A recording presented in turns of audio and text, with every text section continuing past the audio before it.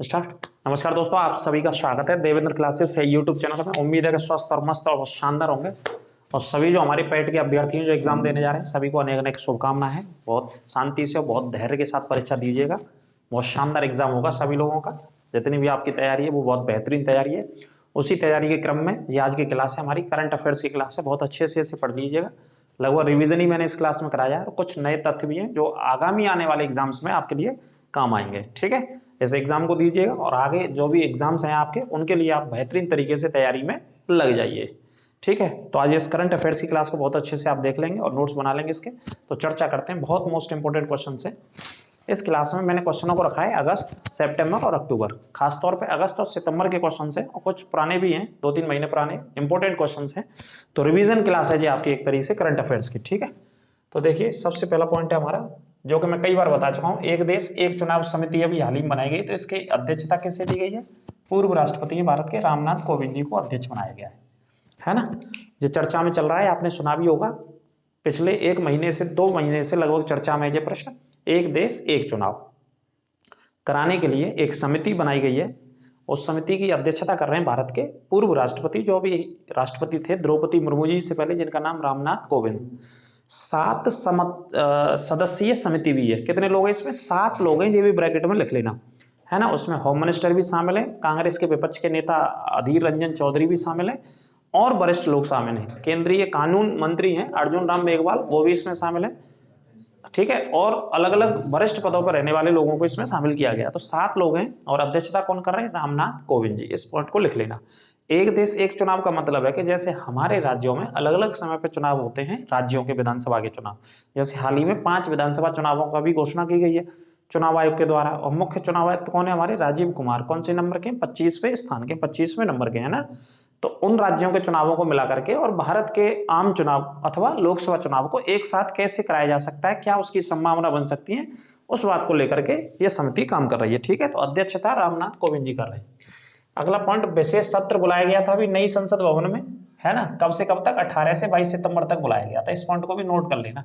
विशेष सत्र का मतलब होता है कि जैसे जो परंपरा है हमारी संसद की, वो साल में 3 सेशन होते हैं। संसद में कितने सत्र होते हैं? 3 होते हैं। एक बजट बोलते हैं, एक मानसून सत्र बोलते हैं और एक शीतकालीन सत्र होता है। ये संवैधानिक अनुरूप होता है, संवैधानिक नियमों के तहत या संविधान के तहत।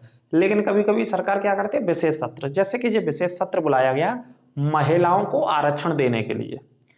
महिलाओं को 33% आरक्षण देने के लिए नारी शक्ति वंदन अधिनियम पारित कराया गया लोकसभा और राज्यसभा से। और नारी शक्ति वंदन अधिनियम कहां से पारित कराया सरकार ने? ये संसद से, और नई संसद से पारित कराया था। पुरानी संसद में नहीं था ये बिल। नई संसद का उद्घाटन भी हो गया था 28 मई को, जैसा कि आपको पता है। और सेंगोल जो कि राजदंड होता है, जो कि सत्ता हस्तांतरण का प्रतीक है, सिंबल है, उसको स्थापित किया लोकसभा के भीतर प्रधानमंत्री जी के द्वारा। ठीक है, तो कब से कब तक था नया सत्र? 18 से 22 सितंबर तक। अगला पॉइंट है महिला आरक्षण अधिनियम। कौन सा संशोधन बन गया है? 106वां संशोधन बन गया है। इस पॉइंट को नोट कर लेना। संशोधन 106वां संशोधन बन गया अधिनियमित होने के बाद, है ना। 128वां विधेयक था, ध्यान दीजिएगा। 128वां विधेयक था, ये आपका चर्चा में होगा, आपने नोट्सों में लिख रखा होगा। लेकिन अधिनियम कौन सा बना है? 106वां अधिनियम बना है और 128वां विधेयक था। ठीक है, इस पॉइंट, दोनों पॉइंटों को नोट करना, गलत नहीं करना है। और महिलाओं को कितना प्रतिशत आरक्षण दिया गया है? 33%, 33% आरक्षण दिया गया, जो कि 2029 से लागू होगा लगभग। ठीक है, अगला पॉइंट है इसरो। हमारी एजेंसी है, अंतरिक्ष एजेंसी है भारत की। तो इसरो के द्वारा समुद्रयान की लॉन्चिंग वर्ष 2026 तक की जाएगी। समुद्र में लगभग 6000 मीटर तक की गहराई तक ये जाकर के अध्ययन करेगी समुद्र में स्थित अलग अलग संसाधनों का। ठीक है, जो समुद्र के भीतर जो अलग अलग संसाधन पाए जाते हैं, जैसे हमारी पृथ्वी पे पाए जाते हैं, ऐसे समुद्र के अंदर भी पाए जाते हैं। तो समुद्र के अंदर अथवा पानी के भीतर एक यान इसरो तैयार कर रही है। उस चेन्नई में स्थित एक ओशियन सेंटर है हमारी भारत का, वहां पे ये पनडुब्बी तैयार की जा रही है। तो ये पनडुब्बी 6000 मीटर तक की गहराई में जाएगी। कितनी मीटर तक की गहराई में? 6000 मीटर। यानी कि 1000 मीटर में कितने किलोमीटर होते हैं? 1 किलोमीटर। यानी कि 6 किलोमीटर तक समुद्र की गहराई में ये पनडुब्बी जाएगी। और इसके लिए काम चल रहा है, ये कब तक भेजेगा इसे इसरो? 2026 तक इसकी लॉन्चिंग की जाएगी, जो कि 6000 मीटर तक की गहराई में जाकर के अध्ययन करेगी। ठीक है, ये भी एक नया कारनामा है। चंद्रयान 3 अभी गया है। चंद्रयान 3 कब पहुंचा था? 23 अगस्त को चंद्रमा के दक्षिणी हिस्से पर पहुंचा था। इसी वजह से 23 अगस्त को राष्ट्रीय अंतरिक्ष दिवस मनाया जाता है। प्रधानमंत्री जी ने इसका घोषणा कर दी थी। और जिस स्थान पर चंद्रयान उतरा था उसका नाम क्या? शिव शक्ति उसका नाम दे दिया गया। ये भी बड़े भयंकर पढ़ रहे हैं, करंट में पढ़ रहे हैं, क्योंकि इनको पेपर देना है यूपी पैट का। पेपर को बिल्कुल धुआं धुआं कर आएंगे। जी कह रहे हैं गुरुजी धुआं उड़ा देंगे पेपर का। ऐसे आप भी उड़ाने जाना धुआं, टेंशन ना लो, बिल्कुल पूरे पॉजिटिव होकर के एग्जाम देना है। तो क्या नाम दिया गया उसका? शिव शक्ति। 14 जुलाई को वो प्रक्षेपित किया गया श्रीहरिकोटा के सतीश धवन से और 23 अगस्त को पहुंच गया था। ठीक है, चंद्रयान 3। और दुनिया का पहला देश भारत बना है जो कि चंद्रमा के कौन से हिस्से पे उतरा है? दक्षिणी हिस्से पे। बाकी की और 3 देश कौन से हिस्से पे उतरे हैं? उत्तर वाले पे। तो दक्षिण पे उतरने वाला भारत विश्व का पहला देश बन गया। जहां लैंड किया उस जगह का नाम क्या दिया गया? शिव शक्ति उस जगह का नाम दिया गया। ठीक है, और लैंड किसने किया? जिसने अध्ययन किसने किया वहां पे, उसका भी नाम पूछा जा सकता है। तो विक्रम लैंडर ने। किसने अध्ययन किया? विक्रम लैंडर। विक्रम उसका नाम है ना, उस पॉइंट को भी याद रखना। आगे बात करते हैं। और इसके अलावा दूसरा पॉइंट सुनिए, चंद्रमा 3 हो गया। अभी हाल ही में सूर्य के अध्ययन के लिए भी भेजा है। सूर्य के अध्ययन के लिए आदित्य L1 यान प्रक्षेपित किया गया है 2 सितंबर 11:30 बजे के आसपास 2023 को। तो ये भी अध्ययन करेगा किस चीज का? सूर्य की ऊर्जा का, सूर्य के बारे में कि सूर्य की जो अंदर ऊर्जा है हाइड्रोजन और हीलियम से निर्माण होता है, उसका किस तरीके से व्यवस्था है, क्या प्रारूप है उसका, किस तरीके से काम करता है, सूर्य की रोशनी किस हिसाब से आती है। तो वो अध्ययन करेगा और इसरो को इस माध्यम से, सैटेलाइटों के माध्यम से तस्वीरें भेजेगा। ठीक है, इसके बाद ये तीसरा मिशन सरकार जो काम कर रही है, इसरो जो काम कर रही है, वो समुद्र के अंदर। भाई अंतरिक्ष में तो जा चुके, ऊपर तो जा चुके, अब एक ही चीज रह रही है। कहां पे रह रही है? पानी रह रहा है नीचे। तो पानी के अंदर भी जाकर के भी अध्ययन करना है, तो उसके लिए। ठीक है, नोट कर लेना इसे अच्छे से। तो इस समुद्री पनडुब्बी को क्या नाम दिया गया? मत्स्ययान 6000 इसका नाम भी है, इसे अच्छे से नोट कर लेना।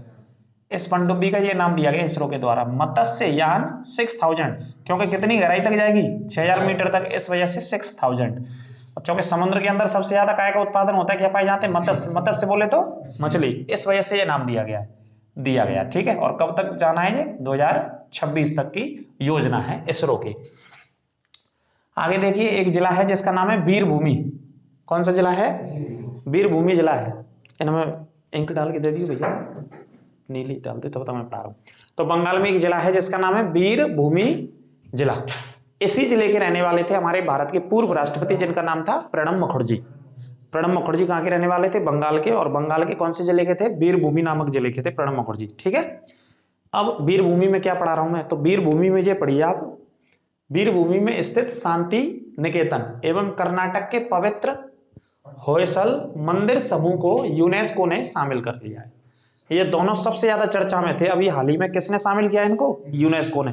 तो इन दोनों को शामिल होने के बाद भारत की तरफ से तो टोटल कितने ऐसी जगह हैं, भारत के स्थान हैं, या उनमें पवित्र मंदिर हों, या सांस्कृतिक धरोहर वाली चीजें हों, या प्रकृति से संबंधित हों, तो टोटल मिलाकर के कितने स्थान हो गए? 42।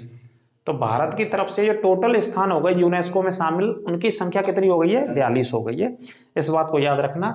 जो शांति निकेतन आश्रम है, इसकी स्थापना देवेंद्रनाथ टैगोर जी ने करी थी। देवेंद्रनाथ टैगोर रविन्द्रनाथ टैगोर जी के पिताजी थे। और इसी शांति निकेतन में रविन्द्रनाथ टैगोर जी ने एक विश्वविद्यालय की स्थापना करी जिसका नाम विश्व बाल भारती है। उसकी वजह से बहुत प्रचलित है। तो याद रखना, टोटल स्थान कितने हो गए भारत के? 42 हो गए। कहां पे शामिल करे गए? यूनेस्को। यूनेस्को का मुख्यालय कहां पे? पेरिस में इसका मुख्यालय है यूनेस्को का। कहां पे स्थित है? पेरिस में। और यूनेस्को की स्थापना कब हुई थी? 1946 में, 1946 में। फ्रांस की राजधानी पेरिस, जो कि सीन नदी वहां से बहती है। फ्रांस को किसानों का देश भी कहा जाता है। ठीक है, इस पॉइंट को भी याद रखना। फ्रांस में क्रांति हुई थी 1700, कब भाई ना पढ़ गया है हाई स्कूल में? क्रांति दे तो रखी है फ्रांस की हाई स्कूल की किताब में। 1700 कछू में भाई, ये कह रहे हैं हमारे भैया। तो 1789 के आसपास भाई फ्रांस की क्रांति है ना। फ्रांस के जाने माने राजा थे जिनका नाम था नेपोलियन बोनापार्ट। उन्होंने भी एक यात्रा करी थी अपनी पेरिस से एल्वा। उस यात्रा की तुलना हमारे सुभाष चंद्र बोस, जो भारत के नायक थे, नेताजी थे, सुभाष चंद्र बोस थे, उन्होंने गांधी जी की कौन सी यात्रा की तुलना करी? दांडी यात्रा की। दांडी यात्रा की तुलना पेरिस की यात्रा से करी थी। किसने करी? सुभाष चंद्र बोस ने। जिन्होंने कौन सी किताब लिखी है? कमेंट करके बताना सुभाष चंद्र बोस की प्रसिद्ध किताब का नाम बताइएगा, जिन्होंने भारत के इतिहास पर यह किताब लिखी है। 1934 में प्रकाशित हुई थी वो पुस्तक उनकी। कब प्रकाशित हुई थी? 1934 में। इससे पहले गांधी जी ने हरिजन यात्रा निकाली थी पूरे भारत में, लगभग 20,000 किलोमीटर तक पैदल चले थे। और लोगों को समझा, गांव गांव को समझा, शहरों को समझा उन्होंने, और भेदभाव को खत्म करने की उन्होंने कोशिश करी थी। उसके 1 साल बाद उन्होंने किताब निकाली थी सुभाष चंद्र बोस जी ने, भारत के आजादी के इतिहास के ऊपर। उसे कमेंट बॉक्स में बताइएगा। आगे बात करते हैं, यूनेस्को विश्व विरासत समिति की बैठक कहां पे हुई? सऊदी अरब की राजधानी रियाद में। सऊदी अरब की राजधानी क्या है? रियाद। और इसकी करेंसी भी देख लीजिएगा, बहुत सारे देश हैं उनकी राजधानी भी आपसे पूछी जा सकती है पेट में, और करेंसी ये आप देख लीजिएगा, ल्यूसेंट में लिख रखे हैं। उसके स्टैटिक को तो बहुत अच्छे से पढ़ लो, अच्छे से याद भी होना चाहिए आपको, है ना। अब दुनिया में बहुत सारे कंट्रीज हैं, हम कहां से करेंसी पूछ ले, कहां से राजधानी, उसे कवर भी नहीं किया जा सकता। सेलेक्टेड पढ़ सकते हैं हम और आप, लेकिन आप ल्यूसेंट को तो अच्छे से पढ़िए, ठीक है। तो रियाद में ही जो बैठक हुई थी, तो रियाद में ही शामिल किया गया दोनों स्थानों को। 18वां G20 सम्मेलन कहां पे हुआ भाई साहब? 8 से 10 सितंबर तक दिल्ली में हुआ। कौन सा था ये? 18वां था। ये तो रिवीजन ही क्लास चल रही है आपकी, ठीक है। और 17वां सम्मेलन कहां पे हुआ था? 17वां इंडोनेशिया के बाली में। 18वां 19वां था?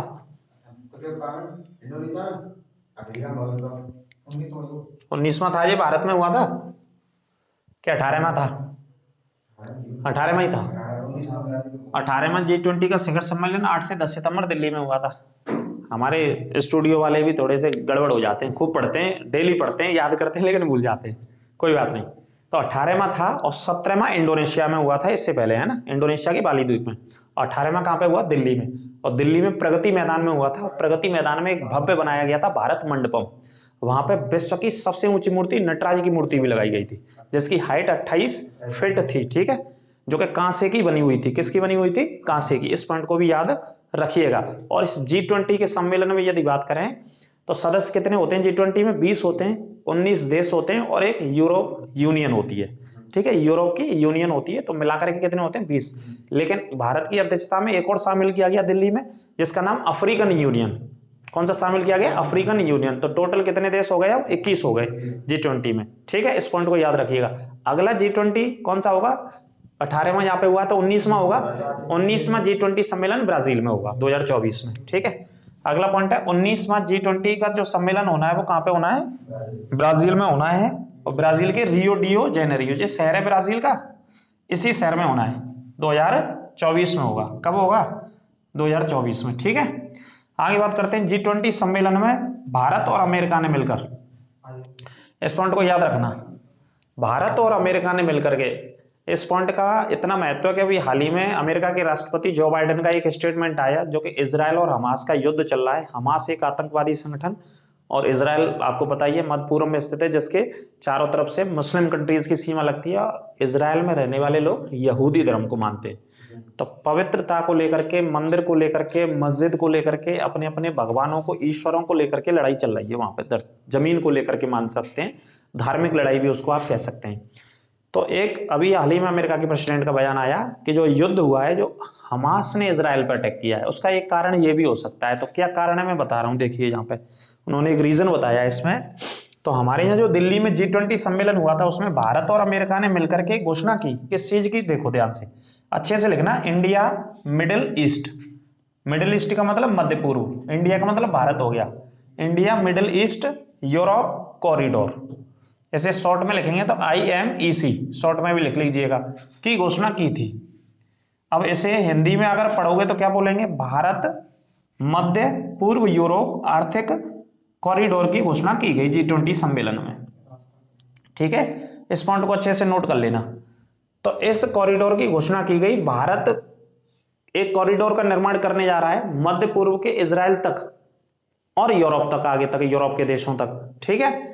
तो दोबारा सुनिए, देखो भारत है इसमें, मध्य पूर्व के देश शामिल हो गए, जैसे खासतौर पे इजराइल शामिल है इसके अंदर। और इजराइल के बाद कहां तक जाएगा ये आर्थिक गलियारा? यूरोप के देशों तक। तो भारत मध्य पूर्व यूरोप आर्थिक कॉरिडोर की घोषणा की गई। तो अमेरिका के प्रेसिडेंट का कहना है कि यह भी एक कारण हो सकता है कि भारत से G20 का सम्मेलन हुआ, तब से इसकी घोषणा की गई है। तब से अरब देशों में या मुस्लिम कंट्रीज में, या खासतौर पे हमास नामक आतंकवादी संगठन, या और भी जो भी छोटे मोटे छिटपुट आतंकवादी संगठन है, समस्या खड़ी हो गई उनके सामने कि जहां से एक आर्थिक गलियारा निकलेगा तो वहां से व्यापार सीधा यूरोप से भारत तक, और भारत का व्यापार सीधा वहां तक। तो वो चाहते नहीं है ऐसा कि ये कॉरिडोर बने। इस वजह से एक कारण हो सकता है आतंकवादी अटैक का इजराइल के ऊपर, ठीक है। तो इसकी घोषणा की गई थी, अच्छे से इसे नोट कर लेना। शॉर्ट भी इसका पूछा जा सकता है इस तरीके से लिख करके। अगला पॉइंट है, आसियान शिखर सम्मेलन होता है एक, उसकी 43वीं बैठक हुई। 43वां सम्मेलन हुआ, कहां पे हुआ? जकार्ता में। जकार्ता काय की राजधानी है? इंडोनेशिया की। और कब हुआ था ये? सितंबर 2023 में। ठीक है, सितंबर 2023 में। कौन सा बैठक थी? 43वीं। इसके अलावा दूसरा सम्मेलन हुआ 18वां जी, 18वां था। 18वां पूर्वी एशियाई शिखर सम्मेलन भी कहां पे हुआ? जकार्ता में। ये दोनों जकार्ता में हुए, ध्यान रखना।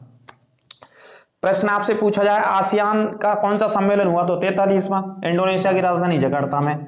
प्रश्न आपसे पूछा जाए 18वां पूर्वी एशियाई शिखर सम्मेलन, ये भी कहां पे हुआ? इंडोनेशिया की राजधानी जकार्ता में। नोट कर लीजिएगा। आगे बात करते हैं पूर्वी एशिया जो सम्मेलन हुआ, इसमें 10 देश हैं। कितने देश हैं इसमें?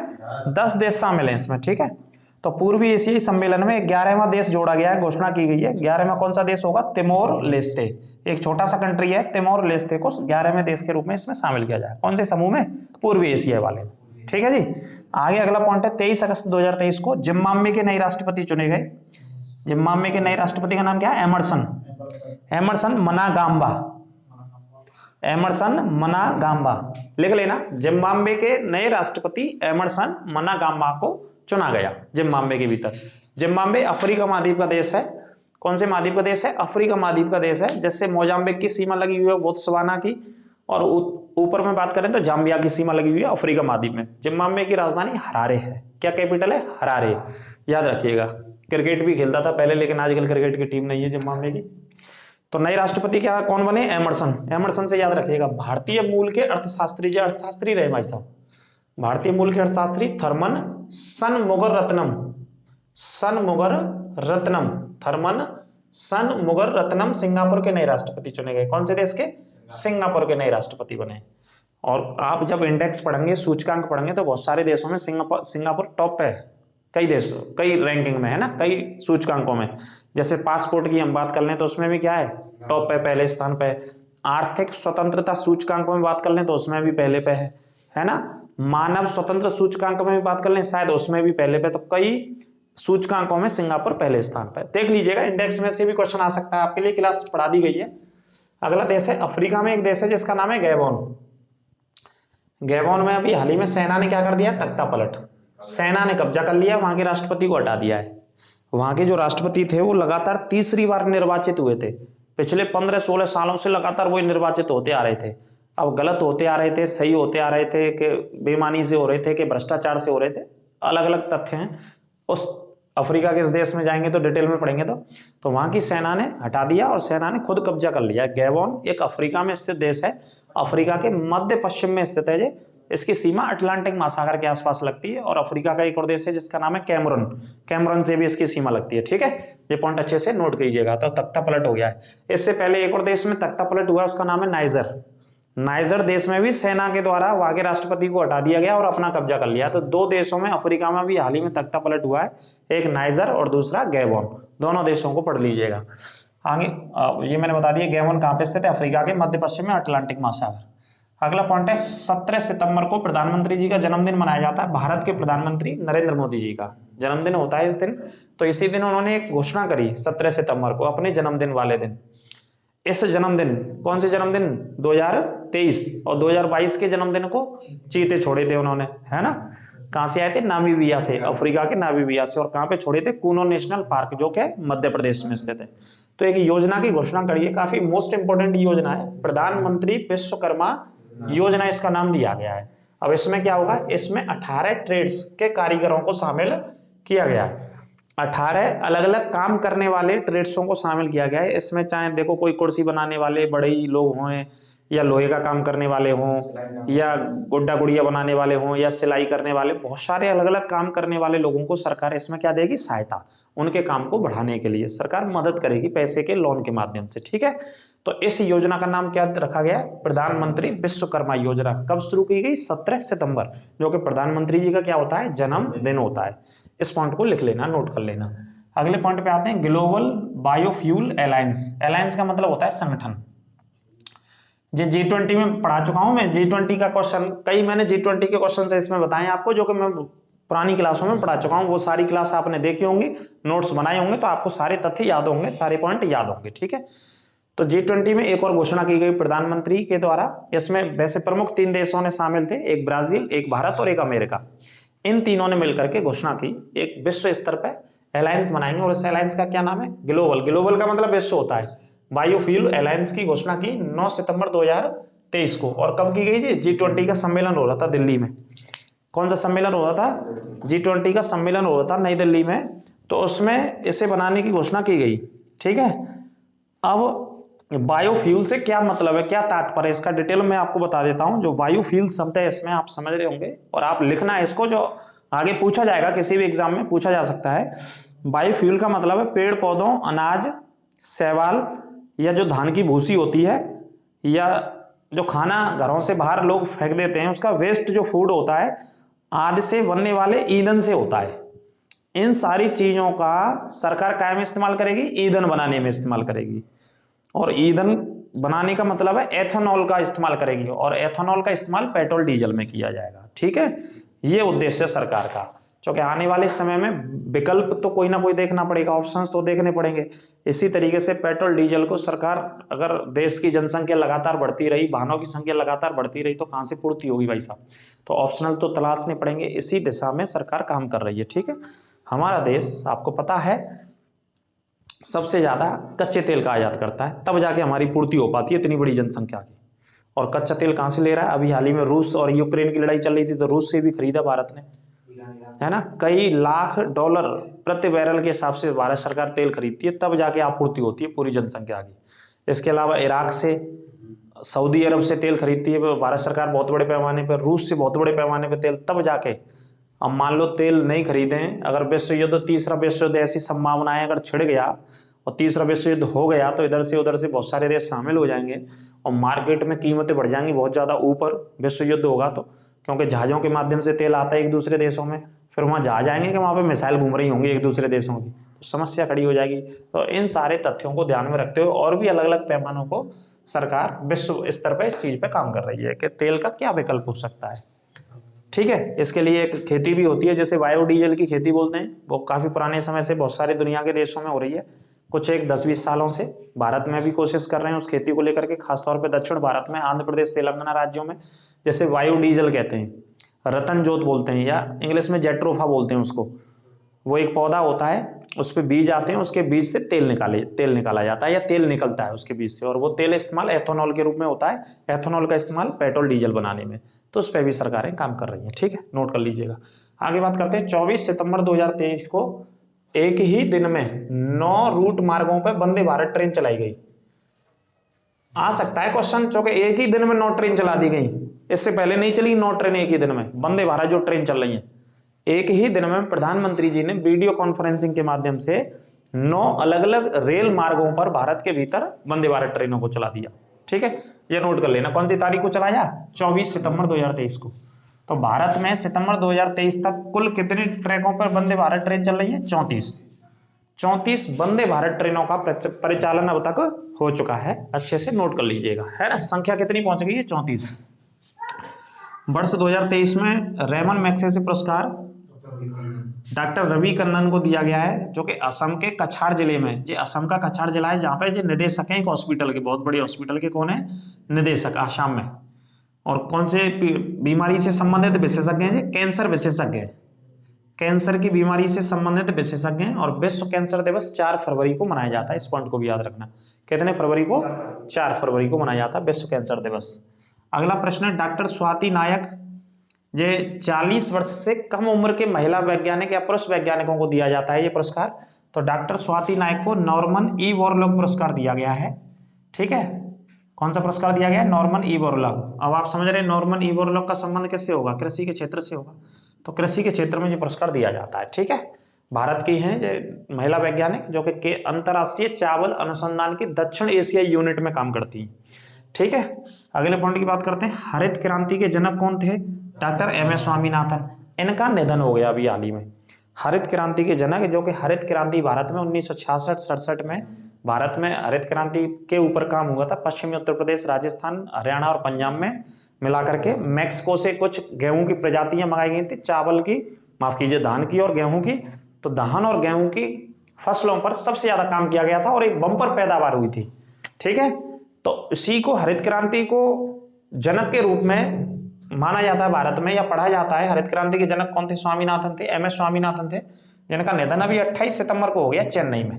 कहां पे निधन हो गया? तमिलनाडु की राजधानी चेन्नई में लिख लेना।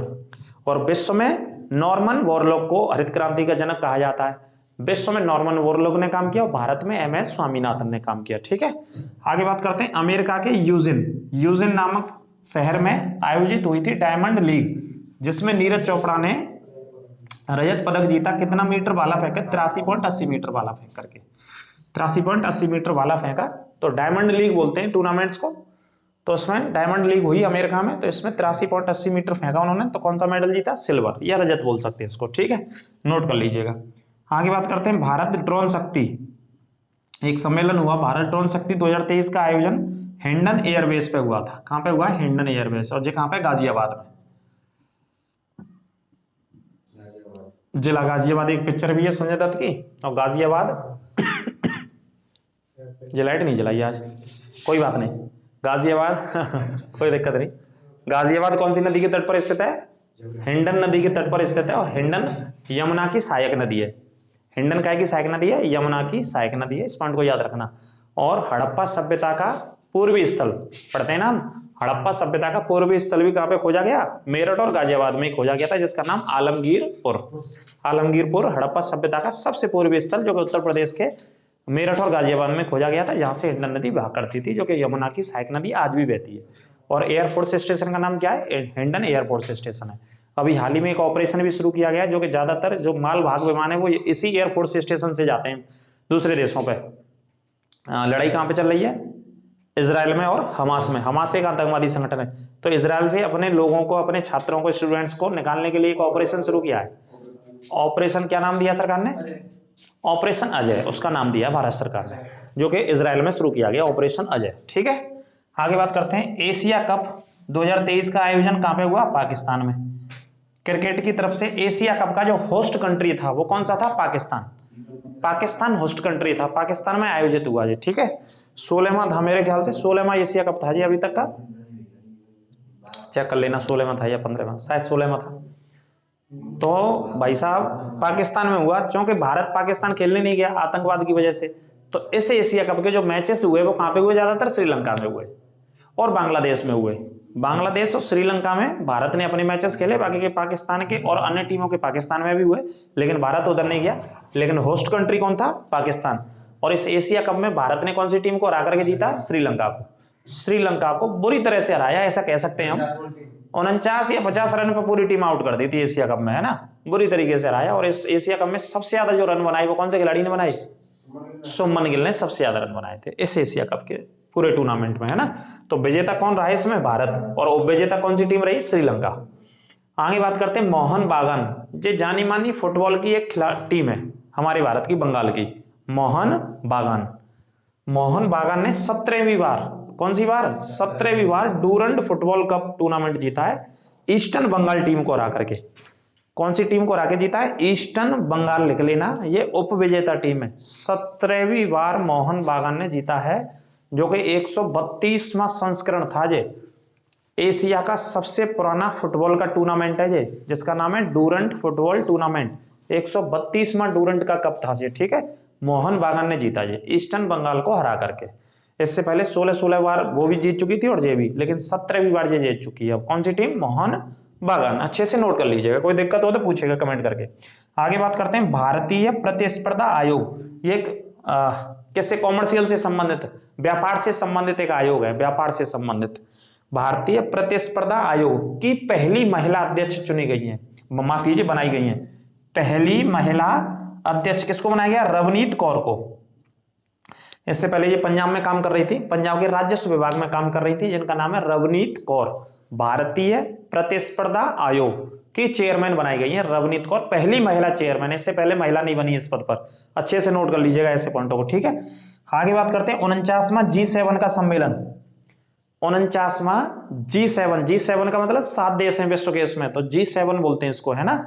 विश्व के कितने देश हैं? 7 कंट्रीज। तो 49वां G7 का सम्मेलन जापान के कहां पे हुआ? हिरोशिमा में। जापान के हिरोशिमा में हुआ, 2023 में हो चुका है जी, मई या जून के महीने में हुआ था। ठीक है, जापान के हिरोशिमा में। और 50वां G7 का सम्मेलन कहां पे होगा? 50वां G7 का सम्मेलन इटली में होगा। दोनों देश पढ़िए, जहां हुआ है उसका नाम है जापान का हिरोशिमा, जहां अमेरिका ने परमाणु बम गिराया 1945 में, और जहां होना है वो है इटली, और इटली की राजधानी क्या है? रोम। तो 50वां G7 का सम्मेलन कहां पे होना है? इटली में। और G20 का 19वां सम्मेलन कहां पे होना है? ब्राजील में होना है, 19वां, है ना। ये सम्मेलन आपको याद होने चाहिए, जो कि इनको पूछ लिया जाता है। अब मोस्ट इंपोर्टेंट एक और पॉइंट है, ये एक रिवीजन की क्लास थी 2 महीनों की, और कुछ एडवांस के प्रश्न भी लिखे, ज्यादातर पुराने क्वेश्चन ही लिखे मैंने आपके रिवीजन के लिए, अच्छे से लिख लीजिएगा। पेट वाले भी अच्छे से पढ़े, जिनका पेपर है उनको अनेक अनेक शुभकामनाएं। अच्छे से, धैर्य से, ठंडे दिमाग से परीक्षा दीजिएगा। परीक्षा बेहतर होगी आप सभी लोगों की, बिल्कुल टेंशन लेनी नहीं है और धैर्य खोना नहीं है एग्जाम देते समय।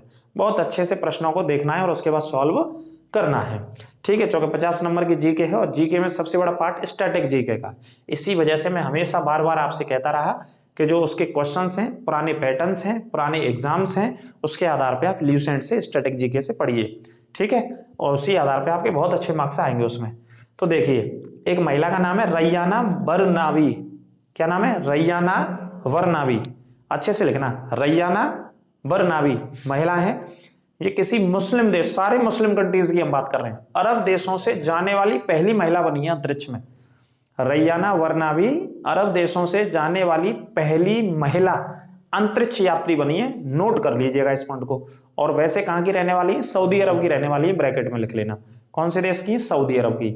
मई 2023 में ये अंतरिक्ष की यात्रा पर गई, मई 2023 में, ये मई का पॉइंट है। अरब की, सऊदी अरब की पहली महिला, या अरब देशों की पहली महिला अंतरिक्ष यात्री बनी है, ठीक है। रैयाना बरनावी सऊदी अरब की रहने वाली है, इस पॉइंट को नोट कर लेना। तो ये करंट अफेयर्स की क्लास थी। क्लास कैसी लगी कमेंट करके अवश्य बताएं। ज्यादा से ज्यादा मित्रों के, दोस्तों के साथ शेयर करें इस क्लास को, आगामी आने वाले एग्जाम्स में काम आएगी। एक एक क्लास के नोट्स अलग से कैपिटल में, रजिस्टर में या कॉपी में बने होने चाहिए आपके, बहुत शानदार तरीके से, ठीक है। क्योंकि आगामी आने वाले समय में ये क्लास और ये प्रश्न ही आपको काम आएंगे किसी भी एग्जाम्स के लिए। तो अच्छे से इसे लिख लीजिएगा, ज्यादा से ज्यादा शेयर कर दीजिए अपने दोस्तों और मित्रों के साथ। अगली क्लास में आपसे फिर मुलाकात करेंगे, और सभी को फिर एक बार अनेक अनेक शुभकामनाएं हैं, जो भी अभ्यर्थी, जो भी विद्यार्थी इस एग्जाम को देने जा रहे हैं। सभी को नमस्कार, राधे राधे।